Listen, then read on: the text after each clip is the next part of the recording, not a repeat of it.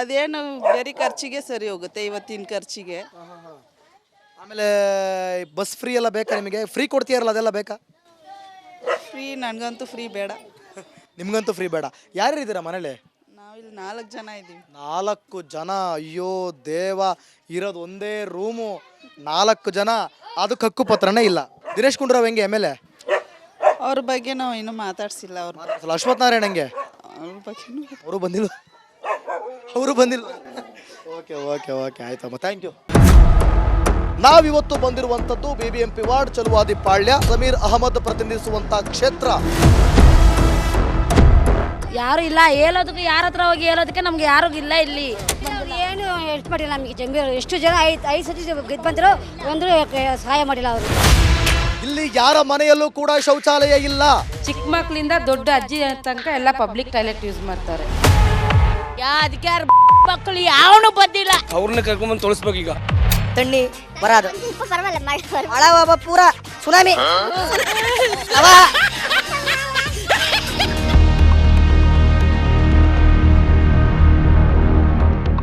ನೋಡಿ ಎಂಥ ಒಂದು ಕಷ್ಟದ ಪರಿಸ್ಥಿತಿಯಲ್ಲಿ ಬದುಕ್ತಾ ಇದ್ದಾರೆ ತೋರಿಸ್ತೀನಿ ಈಗ ನಾನು ನಿಮಗೆ. ನೋಡಿ ಇಲ್ಲಿ ಇಂಥ ಜಾಗಗಳಿಗೆ ನಾವು ಹೋಗೋದು, ಇಂಥ ಜಾಗಗಳಲ್ಲೇ ಸಮಸ್ಯೆನ ತೋರಿಸೋದು. ನೋಡಿ ಇಲ್ಲಿ ಎಷ್ಟು 400 ಮನೆ ಸ್ಯಾಂಕ್ಷನ್. 400 ಮನೆ ಸ್ಯಾಂಕ್ಷನ್ ಆಗಿದೆ. ಕಟ್ಬಿಟ್ಟಿದೆ ಮನೆ ನೋಡಿ. ಎಲ್ಲಿದೆ ಸ್ಯಾಂಕ್ಷನ್ ಆಗಿರೋದಕ್ಕೆ? ಲಿಸ್ಟ್ ಎಲ್ಲಿದೆ? ನಮ್ದು ಸ್ಲಮ್ ಬೋರ್ಡ್ ಐತೆ ಲಿಸ್ಟ್ ಎಲ್ಲ ತಗೊಂಡಿದ್ದಾಗ. ಸ್ಲಮ್ ಬೋರ್ಡಲ್ಲಿ 400 ಯಾರ್ಯಾರು ಇರ್ತಾರಮ್ಮ ಇಲ್ಲಿ? ಇಲ್ಲಿ ಎಲ್ಲಾರು ಇಲ್ಲೇನೆ ಮಲ್ಕೊಳ್ತಾರೆ. ಎಲ್ಲ ಕೆಲ್ಸಕ್ಕೆ ಹೋಗಿದ್ದಾರೆ, ಯಾರಿಲ್ಲ. ಅವ್ರ ಮಗಳು ಒಬ್ಳು ಇದ್ದಾಳೆ. ಬನ್ನಿ ನೋಡಿ ಇಲ್ಲಿ ಮನೆ ತೋರಿಸಿ ಲಕ್ಷ್ಮೀ ಪುತ್ರ. ಬನ್ರಿ ನೋಡ್ರಿ ಇಲ್ಲಿ.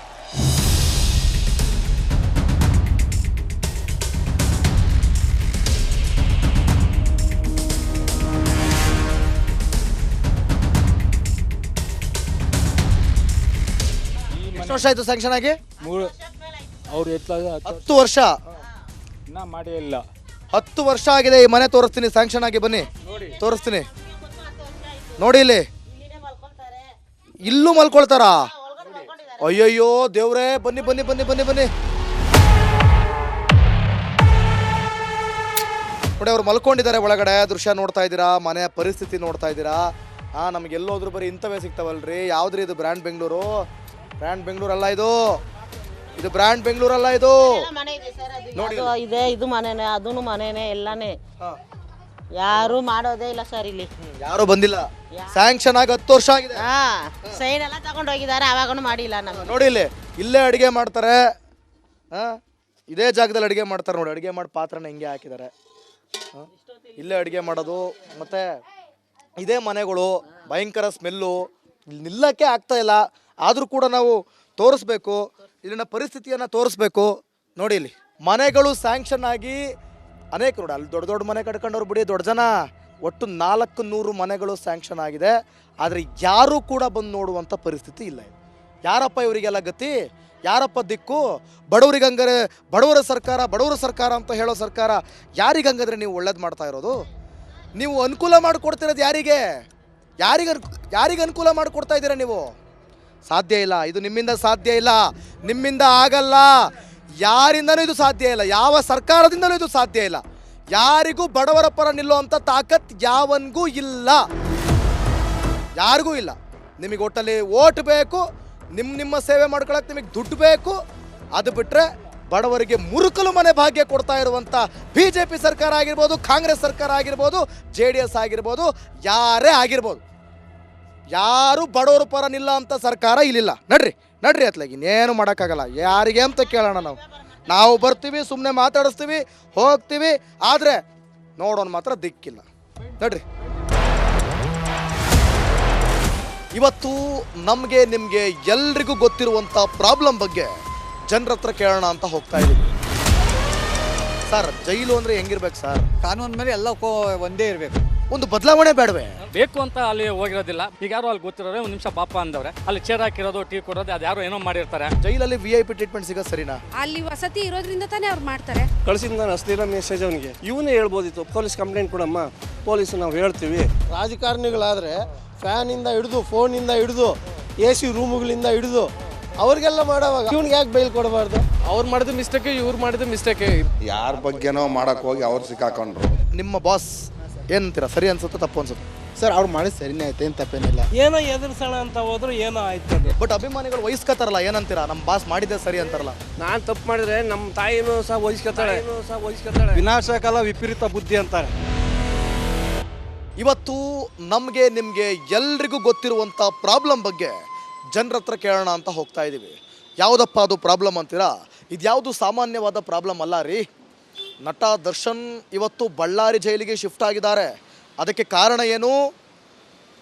ಅದಕ್ಕೆ ಪರಪ್ಪನ ಅಗ್ರಹಾರದಲ್ಲಿರುವಂತಹ ಐಷಾರಾಮಿ ಜೀವನ. ಜೈಲು ಅಂದರೆ ಬದಲಾಗಬೇಕು, ಆದರೆ ಅಲ್ಲಿ ಎಲ್ಲವೂ ಸಿಗುತ್ತೆ. ಅವ್ಯವಸ್ಥೆಯ ಆಗರ ಅನ್ನೋದಕ್ಕಿಂತ ಹೆಚ್ಚಾಗಿ ಎಲ್ಲ ವ್ಯವಸ್ಥೆಯನ್ನು ಕೊಟ್ಟು ಕೈದಿಗಳನ್ನು ಬದಲಾಯಿಸಿ ಅಂತಂದರೆ ಇನ್ನೂ ಪ್ರಾಬ್ಲಮ್ಗೆ ಸಿಕ್ಕಾಕ್ತಿದ್ದಾರೆ. ಬನ್ನಿ, ದರ್ಶನ್ ಕುರಿತಾಗಿ, ಜೊತೆಗೆ ಪರಪ್ಪನ ಅಗ್ರಹಾರದ ಅವ್ಯವಸ್ಥೆ ಅಲ್ಲ ಅತಿಯಾದ ವ್ಯವಸ್ಥೆ ಕೊಡ್ತಾ ಇರೋದ್ರ ಬಗ್ಗೆ ಜನರ ಹತ್ರನೇ ಕೇಳೋಣ.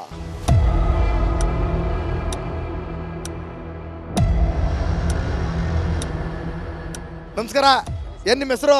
ಶಿವಪ್ರಸಾದ್. ಶಿವಪ್ರಸಾದ್. ಯಾವರು?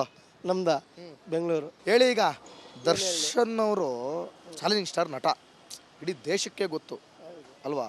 ಆದರೆ ಅವ್ರು ಮಾಡಿದ್ದು ಸರಿ ಅಂತ ಅನ್ಸುತ್ತಾ? ಸರಿ ಅನ್ನೋದು ಫಸ್ಟ್ ಪ್ರೂಫ್ ಏನಿದೆ, ಅವ್ನು ಮಾಡಿದಾನೆ ಅಂತ ಏನಾದರೂ ಪ್ರೂಫ್ ಇದೆಯಾ? ಇಲ್ಲ. ಇನ್ನೊಂದು ಸಾಕ್ಷ್ಯಗಳು ಕಲೆ ಹಾಕಿದಾರಂತಲ್ಲ ಸರ್, 100 ಜನ 100 ಹೇಳ್ಬೋದು ಸರ್. ನಿಮ್ಮ ಮೇಲೆ ನನಗೆ ಆಗದಿರೋವಾಗ ನಾನು 100 ಹೇಳ್ತೀನಿ, ಹಂಗೆ ಅಷ್ಟೇ. ಅದ್ರ ಆಗದಿರೋರು ಹೇಳಿದಾರೆ ಅಲ್ಲ. ಈಗ ಆಗೋನು ಯಾವನು ಊಟ ತಿಂದಿರೋನು ಯಾವನು ತಿನ್ನಲ್ಲ ಅಂತ ಹೇಳಲ್ಲ. ಓಕೆ, ಇದು ಒಂದು ಪಾರ್ಟು, ಇದು ನಿಮ್ಮ ಅಭಿಪ್ರಾಯ. ಇನ್ನೊಂದು ಪಾರ್ಟು, ಓಕೆ, ಏನೋ ಆರೋಪಿಯಾಗಿ ಅವ್ರು ಜೈಲಲ್ಲಿದ್ದಾರೆ, ಆದರೆ ಅಲ್ಲಿರೋ ಸಂದರ್ಭದಲ್ಲಿ ಅಷ್ಟೆಲ್ಲ ವ್ಯವಸ್ಥೆ ಕೊಟ್ಟಿದ್ದು ನಿಮಗೆ ಸರಿ ಅನ್ಸುತ್ತಾ? ಅದಾದರೂ ಪ್ರೂಫ್ ಸಿಗ್ತಲ್ಲ? ಕೊಡಲೇಬೇಕು, ಯಾಕಂದರೆ ರಾಜಕಾರಣಿಗಳು ಕೊಡೋವಾಗ ಇವನೊಬ್ಬ ಆ್ಯಕ್ಟ್ರ್ ಅಲ್ವಾ. ಮತ್ತು ಜೈಲು ಅಂತಿರೋದೇನಕ್ಕೆ ಅದು? ಅದು ಜೈಲು ಅಂತ ಏನಾದ್ರೆ ರಾಜಕಾರಣಿಗಳಿಗೆ ಯಾಕೆ ಕೊಡ್ತಾರೆ? ಹಂಗಂತೀರಾ? ಹಾಂ, ಜೈಲು ಅಂತಿರೋದು ಯಾಕೆ? ಇಲ್ಲ ಸ್ವಾಮಿ, ರಾಜಕಾರಣಿಗಳಾದರೆ ಫ್ಯಾನಿಂದ ಹಿಡಿದು, ಫೋನಿಂದ ಹಿಡಿದು, AC ರೂಮುಗಳಿಂದ ಹಿಡಿದು, ಫ್ರಿಜ್ಜಿಂದ ಹಿಡಿದು ಎಲ್ಲ ಕೊಡ್ತಾರಾ? ಹೌದು. ಇವರು ಸುಮ್ಮನೆ ಬಾಟಾವಣೆ ಮಾಡೋದು ಬಿಟ್ಟರೆ ಇನ್ನೇನಿಲ್ಲ. ಈಗ ಅವ್ನು ಮಾಡಿದಾನೆ, ಓದ್ ಪ್ರೂಫ್ ಆಯ್ತಾ? ಅವನು ಏನೇನು ಮಾಡಿದಾನೆ ಎಲ್ಲ ಬಳ್ಳಾರಿ ಜೈಲಿಗೆ ತಗೊಂಡೋಗಿ ಶಿಫ್ಟ್ ಮಾಡಿಬಿಟ್ರು. ಕಿತ್ಕೋ, ಎಲ್ಲ ಕಿತ್ಕೋ. ಈಗ ಮಾಡಿದಾನೆ, ಪ್ರೂಫ್ ಆಯ್ತಲ್ಲ, ಕಿತ್ಕೋ. ಕೆಪಾಸಿಟಿ ಇದ್ರೆ ಕಿತ್ಕೊಳ್ಳೋಕ್ಕಾಗಲ್ವಲ್ಲ. ಈಗ ನೀವು ಹಿಂಗಿಲ್ಲಿಂತ ಆಂಧ್ರದಲ್ಲಿ ಅವ್ನು ಎಷ್ಟು ಮಾಡ್ದೆ, ಎಷ್ಟು ತಿಂದ, ಏನು ಮಾಡ್ತಾ ಇದ್ದಾರೆ ಅವ್ನು ಆರಾಮಾಗಿ ಓಡಾಡ್ಕೊಂಡಿಲ್ವಾ? 10 ವರ್ಷದಿಂದ ಬೈಲಲ್ಲೇ ಇದ್ದಾನೆ. ಬೈಲಲ್ಲಿದ್ದು ಮುಖ್ಯಮಂತ್ರಿ ಆಗಿ ಕೂತ್ಕೊಂಡ. ಏನೇನು ಮಾತಾಡಿದ್ರು, ಯಾರೇನು ಮಾತಾಡಿದ್ರು? ಈಗ ಶಿವಪ್ರಸಾದ್ ಅವ್ರು ಸಖತ್ತಾಗಿ ಬುಲೆಟ್ ಬಿಡ್ತಾವ್ರೆ, ಬೆಂಕಿ. ಬರ್ಲಿ ಬಂದು ಯಲಹಂಕದಲ್ಲೇ ಇದ್ದಾನೆ. ಏನು ಮಾಡ್ತಾ ಇದ್ದಾರೆ? ಯಾರು ಅಂತ ಹೆಸರು ಹೇಳ್ಬೇಕು ನೀವು? ಯಾರು? ಜಗನ್ಮೋಹನ್ ರೆಡ್ಡಿ. ಇನ್ನೇನು ಹೇಳ್ಬೇಕು? ಸರ್ ನಮಸ್ಕಾರ. ಸರ್ ನಮಸ್ತೆ, ಹೇಳಿ ಸರ್. ನಮಸ್ಕಾರ ಸರ್. ನಮಸ್ಕಾರ. ಏನು ನಿಮ್ಮ ಹೆಸರು? ನಮ್ಮ ಹೆಸರು ಬಂದು ಮಾರಣ್ಣ ಅಂತ ಹೇಳಿ ಸರ್. ಮಾರಣ್ಣ ಅಂತ ಸರ್. ಮಾರಣ್ಣ ಅವರೇ, ಜೈಲು ಅಂದರೆ ಹೆಂಗಿರಬೇಕು ಸರ್? ಜೈಲು ಅಂತಂದರೆ ಎಲ್ಲರಿಗೂ ಒಂದೇ ಥರ ಆಗಿರ್ಬೇಕು ಸರ್. ಅದು ರಾಜಕಾರಣಿಗಳಾಗಿರ್ಬೋದು, ದೊಡ್ಡವರಾಗಿರ್ಬೋದು, ಚಿಕ್ಕವರಾಗಿರ್ಬೋದು, ಯಾರೋ ಒಂದು ಮಿಸ್ಟೇಕ್ ಮಾಡಿದ್ರು ಕೂಡ ಒಂದೇ ಥರ ಸಮನಾಗಿ ನೋಡ್ಕೋಬೇಕು ಸರ್. ಇದು ಇವ್ರು ಹೆಚ್ಚು, ಅವ್ರಿಗೆ ಹೆಚ್ಚು, ಇದು ಹೆಚ್ಚು ಅಂತಂದಲ್ಲ. ಅದಕ್ಕೆ ಕಾನೂನು ಪ್ರಕಾರವಾಗಿ ಅಲ್ಲಿ ನಾವು ಒಂದು ಅಧಿಕಾರಿಗಳು ಕೂಡ ಅದಕ್ಕೆ ಗಮನ ಹರಿಸ್ಬೇಕು. ಯಾರೇ ಮಿಸ್ಟೇಕ್ ಮಾಡಿದ್ರು ಕೂಡ ಒಬ್ಬ ಮಿಸ್ಟೇಕ್ ಮಾಡೋದಕ್ಕೆ ನೋಡಿ ಇಷ್ಟೊಂದೆಲ್ಲ ರಾದ ಅಂತ ಆಗ್ತಾ ಇರ್ತೈತೆ. ನೋಡಿ, ಕೇವಲ ದರ್ಶನ್ ವಿಚಾರಕ್ಕೆ ಅಂತ ಮಾತ್ರ ಅಲ್ಲ, ಇದು ಬರೀ ಉದಾಹರಣೆ ಅಷ್ಟೇ. ಇಡೀ ಜೈಲೊಳಗಡೆ ಕೊಂಪೆ ಆಗೋಗಿದೆಯಂತೆ, ಭ್ರಷ್ಟಾಚಾರದ ಕೊಂಪೆ, ದುಡ್ಡು ಎಲ್ಲ ದುಡ್ಡಲ್ಲಿ ನಡೆಯುತ್ತಂತೆ. ಅಂದ್ರೆ ಏನು ಹಂಗಾರೆ ಏನು ಕಲಿತಾ ಇರೋದೇನು ಒಳಗಡೆ, ಪಾಠ ಕಲಿತಾ ಇರೋದೇನು ಒಳಗಡೆ ಶಿಕ್ಷಾರ್ಥಿಗಳು? ಸರ್ ಅವ್ರಿಗೆ ಇದು ಅಲ್ಲಿ ಕೈದಿಗಳಿಗೂ ಅಲ್ಲಿ ಹೋಗ್ತಕ್ಕಂಥ ಅವ್ರದ್ದು ಮಿಸ್ಟೇಕ್ ಇಲ್ಲ ಸರ್. ಅಲ್ಲಿ ಏನು ಅವ್ರನ್ನ ನೋಡ್ಕೊಳ್ತಾ ಇದ್ದಾರಲ್ಲ, ಅವರು ಮೇನ್ ಇಂಪಾರ್ಟೆಂಟ್ ಸರ್. ಅವರು ಯಾಕಂದರೆ ಅವ್ರಿಗೆ ಅದು ಕರೆಕ್ಟಾಗಿ ನಾವು ಮ್ಯಾನೇಜ್ ಮಾಡಿ, ಈಗ ಮನೆಯಲ್ಲಿ ತಂದೆ ಮಕ್ಕಳನ್ನ ಚೆನ್ನಾಗಿ ನೋಡ್ಕೊಂಡು ಹೋದಾಗ ಏನಾಗ್ತೈತೆ, ಮಕ್ಕಳು ಒಳ್ಳೆ ದಾರಿನಲ್ಲಿ ನಡ್ಕೊಂಡು ಹೋಗ್ತಾರೆ. ಅದಕ್ಕೆ ಅಲ್ಲಿ ತಂದೆ ತಾಯಿಗಳು ಯಾರು, ಜೈಲು ಅಧಿಕಾರಿಗಳು ಮತ್ತು ದೊಡ್ಡವರು, ಅವರು ಕೂಡ ಅವ್ರನ್ನ ಕರೆಕ್ಟಾಗಿ ಅವ್ರವರು ಕರ್ತವ್ಯ ಪ್ರಕಾರ ನೋಡ್ಕೊಂಡು ಹೋದರೆ ಅಲ್ಲಿ ಯಾವುದು ಮಿಸ್ಟೇಕ್ ಆಗೋದಿಲ್ಲ. ಯಾಕಂದರೆ ಅಲ್ಲೇನೋ ಚಿಕ್ಕ ಮಿಸ್ಟೇಕ್ ಆಗಿರೋದ್ರಿಂದ ಏನಾಗ್ತೈತೆ, ನೀವೆಲ್ಲನೇ ಏನಾಗ್ತೈತೆ, 1ನ 2 ಅಂದ್ಕೊಂತಾರೆ, 2ನ 3 ಅಂದ್ಕೊಳ್ತಾರೆ. ಆ ಥರ ಆಗಿ ಏನಾಗ್ತೈತೆ, ಒಬ್ಬರು ಈಗ ದರ್ಶನ್ ಮಿಸ್ಟೇಕ್ ಮಾಡಿದಾನೆ, ಅದಕ್ಕೆ ಏನಾಯಿತು, ಅದಕ್ಕೆ ಒಂದು ಸಜೆಷನ್ನ ಕೊಟ್ಬಿಟ್ಟು ಅದನ್ನು ಅಲ್ಲಿಗೆ ಶಿಫ್ಟ್ ಮಾಡೋದು ತಪ್ಪು ಸರ್. ಯಾಕಂದರೆ ಅವ್ನು ದರ್ಶನ್ದು ತಪ್ಪಲ್ಲ, ಅಲ್ಲಿ ಅಧಿಕಾರಿಗಳು ತಪ್ಪು. ದರ್ಶನ್ದು ತಪ್ಪು ಅಂತ ಇಲ್ಲಿ ಯಾರೂ ಮಾತಾಡ್ತಿಲ್ಲ. ದರ್ಶನ್ ತಪ್ಪು ಅಂತ ಯಾರು ಮಾತಾಡ್ತಿಲ್ಲ. ಬಟ್ ದರ್ಶನ್ ರೌಡಿ ಶೀಟರ್ ಜೊತೆ ಕೂತಿದ್ದು ಸರಿ ಅಂತ ಅನ್ಸುತ್ತೆ ನಿಮಗೆ? ಬಟ್ ಇವರು ಬೇಕು ಅಂತ ಅಲ್ಲಿ ಹೋಗಿರೋದಿಲ್ಲ. ಬಟ್ ಏನೋ ಇದು ಯಾರನ್ನ ಮೀಟ್ ಮಾಡಿ ಒಳಗಡೆ ಹೋಗೋ ಅಂತ ಮೂಮೆಂಟಲ್ಲಿ ಈಗ ಯಾರೋ ಅಲ್ಲಿ ಗೊತ್ತಿರೋರೆ ಒಂದು ನಿಮಿಷ ಪಾಪ ಅಂದವ್ರೆ. ಬಾ ಅಂದ ತಕ್ಷಣ ಏನಾಗಿದೆ ಗೊತ್ತಾ, ಅಲ್ಲಿ ಏನಾಗಿದೆ, ಇದು ಈ ಥರ ಆಗುತ್ತೆ ಅಂತ ಅವ್ರಿಗೆ ಗೊತ್ತಿರೋದಿಲ್ಲ. ಅಲ್ಲಿ ಚೇರ್ ಹಾಕಿರೋದು, ಟೀ ಕೊಡೋದು, ಅದು ಯಾರೋ ಏನೋ ಮಾಡಿರ್ತಾರೆ, ಅದನ್ನು ಇದು ಸರಿ ಅನ್ಸಿರೋದು, ಇದು ಹಿಂಗೆ ಆಗುತ್ತೆ ಅಂತ ಯಾರಿಗೂ ಅನುಭವ ಆಗಿದೆ. ಆಮೇಲೆ ಇನ್ನೊಂದು ನೋಡಿ, ದರ್ಶನ್ಗೆ ಭಾಳ ಅನುಭವ ಇದೆ. ಎಲ್ಲ ಜೊತೆಲಿದ್ದವರೇ ಗೂಟ ಹೊಡೆದಿರೋ ಜಾಸ್ತಿ ಅನ್ನೋ ಒಂದು ಮಾತುಗಳನ್ನ ನಾವು ಕೇಳಿದ್ದೀವಿ. ಹಿಂಗಿದ್ದಾಗ ಅದಲ್ದಲ್ಲಿ ಈ ರೀತಿಯಾದ ಒಂದು ಪ್ರಕರಣ ಹೊತ್ತು ಅವ್ರು ಜೈಲಿಗೆ ಹೋಗ್ತಾರೆ. ಮೈಯೆಲ್ಲ ಕಣ್ಣಾಗಿರ್ಬೇಕಲ್ವೇ? 100% ಇದು ಇದರೊಂದು ಅಲ್ವೇ? ಹೌದು ಸರ್, ಇದರಲ್ಲಿ ಒಂದು ಮಾತು ಹೇಳ್ತೀನಿ. ಯಾಕಂದ್ರೆ ದರ್ಶನ್ ಮಿಸ್ಟೇಕ್ ಆಗಿರ್ಬೋದು, ಆಗಿಲ್ಲದೆ ಇರ್ಬೋದು. ಬಟ್ ಅವರು ಒಳಗಡೆ ಹೋಗಾದ್ಮೇಲೆ ನೆಕ್ಸ್ಟ್ ನಾನು ಈ ಥರ ಹಿಂಗೆ ಮಿಸ್ಟೇಕ್ ಮಾಡಿದ್ದೀನಿ, ಈ ಥರ ನೆಕ್ಸ್ಟ್ ಆ ಥರ ಮಿಸ್ಟೇಕ್ ಆಗಬಾರ್ದು, ಮನಸ್ತಾಪ ಆಗಿದೆ, ಏನೋ ಸಾರಿ ತಪ್ಪಾಗಿದೆ, ಆಗಿರೋದು ಆಗೋಗಿದೆ ಅಂತಬಿಟ್ಟು ಒಳ್ಳೆ ತಂದಲ್ಲಿ ಇದ್ಬಿಟ್ಟು ಒಂದು ಒಳ್ಳೆ ತಂದಲ್ಲೇ ಇದು ಮಾಡ್ಕೊಂಡು ಆಗಿದ್ರೆ ಇದು ಒಂಥರ ಮಿಸ್ಟೇಕ್ ಆಗಿದೆ ಸರ್. ಇನ್ನು ಮುಂದೆ ಹೆಂಗಿರ್ಬೇಕು ಅಂತೀರಾ? ಸರ್ ಏನೇ ಆಗಲಿ ನೆಕ್ಸ್ಟು ಎಷ್ಟೇ ಹಣ ಇದ್ರೂ ಕೂಡ ಎಲೆ ಮರಲ್ಲಿ ಕಾಯ್ದಂಗೆ ಇರ್ಬೇಕು ಸರ್. ಒಟ್ಟು ಒಬ್ಬರಿಗೆ ಒಳ್ಳೆತನ ಮಾಡಿರೋದು ಒಳ್ಳೆ ಮಾಡಿದ್ದಾರೆ, ಎಲ್ಲರಿಗೂ ಒಳ್ಳೇದು ಮಾಡಿದ್ದಾರೆ. ಏನೋ ಒಂದು ಮಿಸ್ಟೇಕ್ ಆಗೋ ಥರ ಆಗಿದೆ, ನೆಕ್ಸ್ಟ್ ಆ ಥರ ಆಗ್ದಂಗೆ ನೋಡ್ಕೊಂಡು ಹೋಗ್ಬೇಕು ಸರ್.